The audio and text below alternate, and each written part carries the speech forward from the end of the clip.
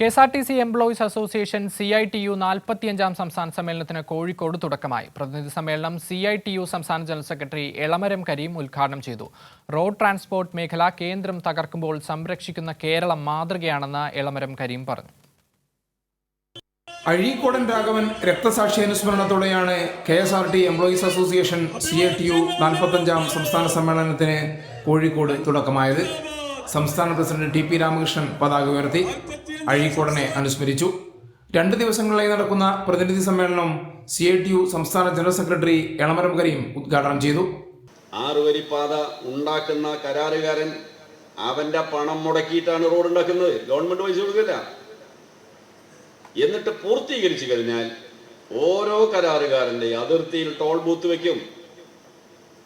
10 കൊല്ലം കൊണ്ട് അവൻ മുടക്കിയ മുതൽ ഈടായി കിട്ടും. പക്ഷെ 30 കൊല്ലം പിരിക്കും. ഇതാണ് നമ്മുടെ ടോള്.